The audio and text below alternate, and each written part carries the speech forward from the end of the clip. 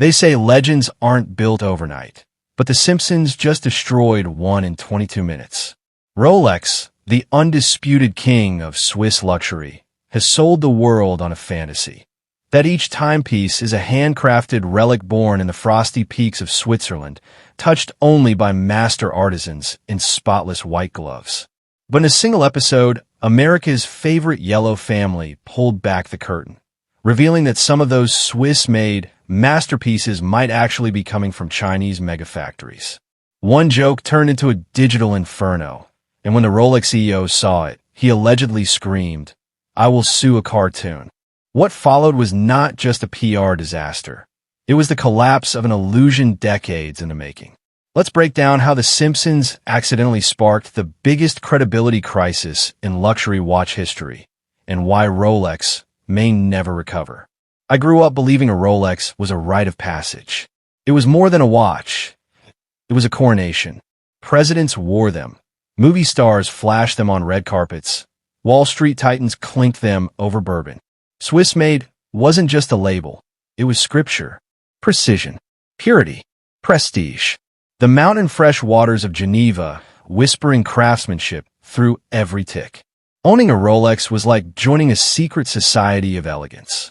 I never questioned it. No one did. That's the brilliance of the brand. It wasn't marketed as luxury. It defined it. To wear a Rolex was to prove you'd arrived. And then one night, The Simpsons lit a match and dropped it into that glittering fantasy. It was a throwaway joke, the kind they've been doing for decades. But this time, the punchline didn't land with a laugh. It landed like an expose. 1 minute, Homer's pressing his face against a shop window, drooling over an $80,000 Rolex, the crown spinning in slow motion. The next, Bart leans in, casually savage. "They're all made in the same Chinese factory, Dad. Yours and the fake one I got from AliExpress."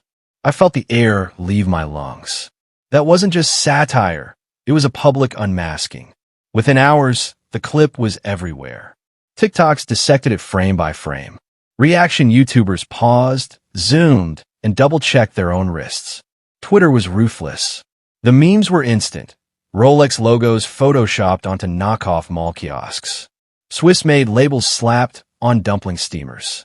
One viral TikTok stitched the scene with footage from an actual factory in Guangdong. Workers assembling bezels under fluorescent lights. Rolex crowns stacked in plastic tub beside parts for Seiko and Citizen. And just like that, the illusion cracked. Not shattered, disintegrated. Because the most dangerous part wasn't that The Simpsons said it. It was that it felt true. I rewatched it 3 times. It starts innocently enough. Homer's hypnotized by the display. A showroom Rolex under a spotlight, revolving like it's auditioning for heaven. The narrator's voiceover is pure luxury porn. Handcrafted in the sacred hills of Switzerland, Homer whispers, "That's what success sounds like." Then Bart walks in, phone in hand, rolling his eyes. He's wearing a nearly identical watch. "You like it?" He shrugs. "Got it for $80 online. Same factory, different stamp." Homer blinks, confused. Lisa slides into frame like a forensic accountant. "Actually," she says, "the majority of so-called Swiss watches outsource their components to factories in China and Southeast Asia. Legally, if final assembly happens in Switzerland, they can still be labeled Swiss-made. It's called the 60-40 loophole." She even pulls up a graph of supply chain breakdowns. ETA movements, Chinese casings, Malaysian dials. A fake Rolex and a real one, side by side, differences highlighted with laser precision. I didn't laugh. I didn't even smile. I stared because they knew. The writers knew. The animators knew. And now we all knew. What's wild is that this wasn't parody. It was closer to journalism. People began digging. Whistleblower interviews resurfaced. A 2022 Reddit post from a former supplier in Shenzhen blew up. "We made bezels for Omega, Rolex, and micro brands. Same machine, same steel." A 2019 lawsuit against a subcontractor who allegedly overproduced Rolex cases and sold them to counterfeiters gained fresh attention. Influencers who'd once flaunted their date just suddenly dropped cryptic disclaimers. "Just so you know, not all Rolexes are Swiss." It was like the floor gave out beneath the entire industry. For decades, luxury brands had relied on one thing more than leather or diamonds or sapphire crystal: belief. Belief that what you were buying was rare, pure, uncompromised. But The Simpsons, with one 22-minute episode, tore down that illusion with surgical irony. Not just because it was funny, but because it was horrifyingly, disturbingly accurate. I watched it unfold in real time, like a luxury stock market crash. But instead of Wall Street, the panic was on Reddit threads and Instagram reels. One moment, watch collectors were flaunting their latest Rolex grails, and the next, they were nervously flipping their wrists off camera. The meltdown wasn't subtle. Forums like WatchaSeek and r/watches exploded overnight. Longtime Rolex loyalists were suddenly asking questions they'd mocked a week before. Is my watch really Swiss? What if my $30,000 Daytona shares a factory with a knockoff? I remember one post that went viral. It was a user comparing microscopic differences between his Rolex Submariner and an $80 Chinese homage. He wasn't asking out of curiosity. He was asking out of fear. Fear that his crown jewel had just become costume jewelry. And the panic didn't stay online. Inside Rolex, things got ugly fast. Leaked emails surfaced, allegedly from internal comms, showing executives scrambling to craft a response. Control the narrative, one directive read. Another simply said, this cannot go mainstream. But it was mainstream. The Simpsons made sure of that. The biggest rumor came from someone claiming to be a former legal consultant for the company. According to them, Rolex's CEO lost his mind when the episode aired. Livid, they said, threatened to sue Fox for defamation. Apparently, he even shouted, "I will sue a cartoon," in a boardroom meeting. That line became a meme within hours. People slapped it on everything, from clips of Homer holding a magnifying glass over a fake watch, to stills of angry billionaires shaking fists at children's drawings. Damage control? A disaster. Rolex issued a vague statement about protecting heritage and integrity, but never mentioned the episode directly. And that silence said more than a rebuttal ever could. Other brands chimed in: Omega, Patek Philippe, even Tag Heuer, all dancing around the fire without getting too close. The Swiss industry had always moved like a secret society, tight-lipped, clean-cut, flawless. Now it looked cornered, scrambling, guilty. Collectors were divided. Some doubled down, calling the episode anti-luxury propaganda. Others jumped ship entirely. Pre-owned sales tanked. Watch resellers reported an immediate drop in demand for Rolex models under $15,000. One major dealer even paused Rolex listings pending authenticity verification, which in context read more like pending public rage cool down. It wasn't just about watches anymore. It was about trust. And The Simpsons had broken something that no marketing campaign could fix. Here's the part that no one wants to hear, but everyone needs to know: Swiss-made is a technicality, not a guarantee. Legally, for a watch to carry that sacred label, 60% of its manufacturing costs must be incurred in Switzerland. That's costs, not parts. And the real kicker? Final assembly and inspection have to happen on Swiss soil. That's it. You can manufacture the dial in Shenzhen, the movement in Malaysia, the casing in Vietnam. And as long as you bolt it together in Geneva and the math adds up, voila, Swiss-made. That label you paid thousands for? It's as much about accounting as it is about craftsmanship. I remember reading a 2017 EU report that broke this all down. It said the average luxury Swiss watch relied on components sourced from at least 4 countries. The balance springs? Often outsourced. The hands? Frequently Chinese-made. Even the packaging, those velvet boxes you think came from a chalet workshop, mass-produced in Asia. But what The Simpsons did was genius. They didn't explain the loophole. They showed it. Bart with his fake watch, Lisa with her stats, the split screen between Swiss mountains and Chinese factory floors, all in bright, cartoonish Technicolor. It wasn't a documentary. It was satire so sharp it sliced through denial. Facts inform, but visual truth?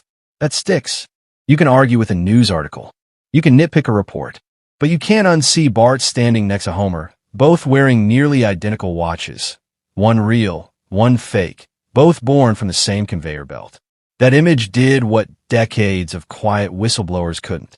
It didn't just reveal the loophole. It exposed the lie. And once you've seen behind the curtain, you can't pretend the magic's real. It started as a joke, just another meme cycle on TikTok. Influencers cracking jokes about Guangzhou glamour while pointing at their own Rolexes, lips syncing to Homer saying, $80,000 for a watch. At first, it was all laughs. But then the comments changed. The tone shifted. The punchline started landing a little too hard. And beneath the irony, you could feel it. Regret. Real regret.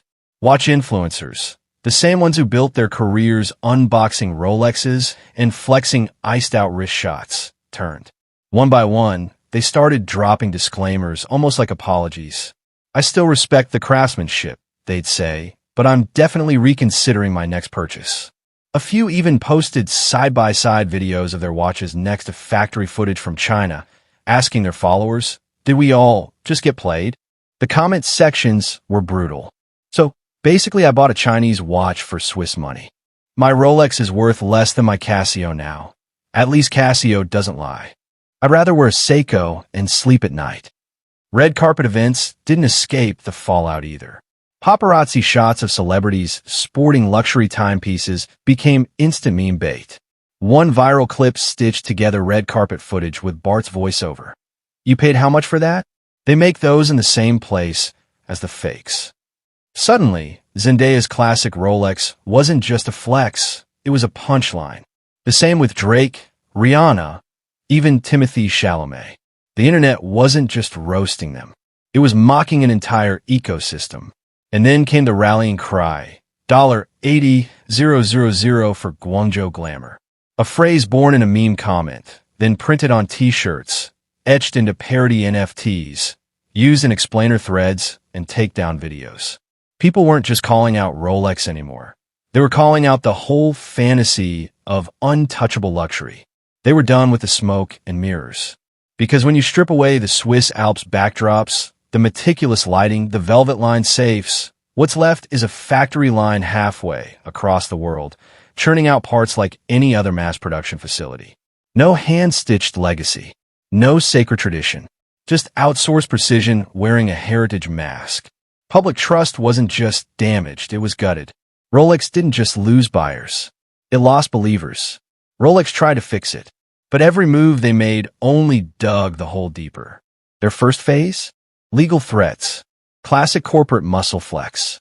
Internal sources claimed Rolex sent cease and desist letters to Fox's legal team, citing brand defamation, reputational harm, and deliberate mischaracterization of trade practices. But it was dead on arrival. The Simpsons is satire, and satire is protected under U.S. law. The moment lawyers brought up parody, it was over. The internet had a field day. One user summed it up perfectly. They tried to sue a cartoon. Welcome to the timeline. Phase 2. Influencer outreach. In a leaked email, Rolex's PR firm offered 5 major watch influencers $25,000 each to rebalance the narrative by posting videos praising the brand's commitment to quality and tradition. Big mistake. One influencer declined and leaked the offer. Screenshots went viral, showing Rolex trying to pay for loyalty. Cue more backlash. Commenters branded the influencers as sellouts, and even those who accepted the deal saw their engagement plummet. Their Rolex content became radioactive. And then came Phase 3, the glossy ad campaign. Rolex dropped millions on a global media blitz. Gorgeous visuals, Swiss vistas, close-ups of shimmering bezels and ticking tourbillons.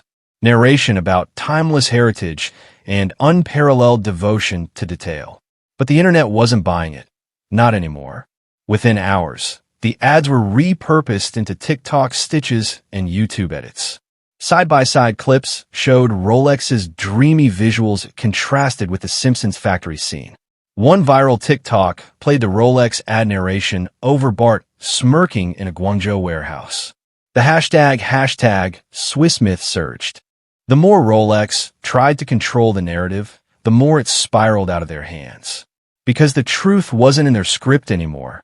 It was in the punchline they couldn't erase. They built a brand on mystery, status, and pride. And now, They were watching it unravel in 30-second clips and stitch cartoons. And the worst part? The public wasn't angry anymore. They were laughing. It didn't take long for the collapse to begin. What once felt like an exclusive financial club, the Rolex resale market, suddenly became a digital wasteland. Flippers who had spent years treating watches like blue-chip stocks started sounding the alarm. Overnight, the once mythic gray market became radioactive. Chrono 24 listings, once stacked with inflated prices and bidding wars, began bleeding red. Discord servers and Reddit watch forums, usually buzzing with flexes and flipping strategies, turned apocalyptic. Titles changed from, "Should I list my Submariner at $18,000?" to "Should I cut my losses at $9,000?" In the forums, the panic wasn't subtle. It was a fire sale frenzy. Dealers flooded inboxes with discount codes on Rolex. That used to be unthinkable. Now it was strategy. Iconic models that had enjoyed cult-like resale premiums, the Daytona, the GMT Master II Pepsi, and most painfully, the Submariner, were dumped below retail like spoiled caviar. These weren't obscure or niche variants. These were the pillars of the Rolex portfolio. The same pieces that sparked waiting lists and boutique lotteries now sat unsold on eBay, price-slashing bots battling to offload inventory before the next viral Simpsons clip torpedoed values even further. The phrase Submariner season took on a whole new meaning. What was once the aspirational apex of wristwatch ownership became a punchline in resale forums. One user joked, "The only thing this sub is diving is my credit score." Another posted a photo of 3 unsold watches captioned, "Should have just bought crypto." The collapse wasn't just a price correction, it was a confidence implosion. Resellers who once acted like financial gurus were suddenly ghosting clients, liquidating portfolios, or rage-quitting the scene entirely. And as each resale platform tanked, it confirmed the worst fear of every collector. The Emperor had no bezel. Rolex was never just a watch.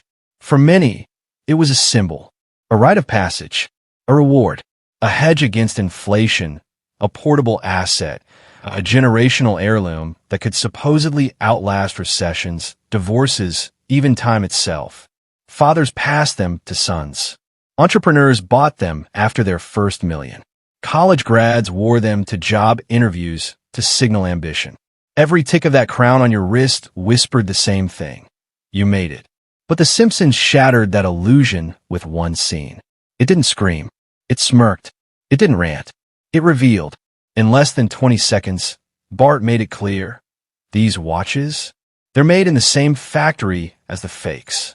It was satire, but it hit like scandal. And suddenly, millions of people looked down at their wrists with a sickening realization. Wait, this could lose half its value overnight. The emotional fallout was nuclear. Pride gave way to embarrassment. That proud flick of the cuff? Now an involuntary cringe. Some started tucking their Rolexes under sleeves. Others quietly posted listings with sheepish descriptions. Still a great piece if you care about aesthetics. But the damage wasn't just external. It was internal. Because Rolex wasn't just bought, it was believed in. People weren't just purchasing steel and sapphire. They were buying security, legacy, identity. And now, all of that was in question. What happens when your status symbol becomes a meme? What happens when your heirloom is reduced to a cartoon punchline? What happens when the most timeless brand of all becomes timely in all the wrong ways? You get a belief system in ruins. The crown didn't fall. It was laughed off. The collapse of Rolex wasn't an isolated scandal. It was a seismic event. And when the biggest name in watches gets publicly dragged by a cartoon, everyone else starts checking their closets for skeletons. Suddenly, no Swiss brand felt safe. Collectors and casual buyers alike turned their magnifying glasses on Audemars Piguet, Patek Philippe, Omega, Vacheron Constantin. If Rolex, the crown jewel, was playing smoke and mirrors with Swiss-made, were the others hiding? Conversations that were once confined to obscure horology forums exploded onto TikTok, YouTube, and Reddit. Titles like "Is your $60,000 AP actually Chinese?" and "Swiss Illusion," the dirty secrets of haute horology, racked up millions of views in days. The public began demanding transparency. But luxury brands weren't ready. They'd spent decades cultivating mystery, not answering questions. Now, buyers were no longer just inspecting movements. They were inspecting manufacturing chains. High-end boutiques in global shopping districts, from Geneva to Rodeo Drive, saw foot traffic dwindle. Not dramatically, but noticeably. And worse than the drop in visits was the shift in tone. The once bubbly sales floor vibe gave way to hushed conversations. Employees whispered about the cartoon effect. One former boutique associate leaked a now-viral message thread. People don't ask about specs anymore. They ask if it's actually Swiss. The domino effect didn't just strike brands, it hit entire sectors. Authorized dealers, gray market sellers, luxury authentication services, they all began reporting slower turnover. For decades, luxury watches had defied economic gravity, behaving like physical crypto, appreciating with every passing year. Now they were acting like real estate after a bubble pop, beautiful but illiquid. Rolex may have been the first to bleed, but the illusion of Swiss sanctity was officially shattered. The myth that these brands were untouched by global outsourcing, that their value was rooted in unshakable European craftsmanship, was dissolving. Slowly, loudly, publicly. The luxury watch industry didn't just lose trust. It lost mystique.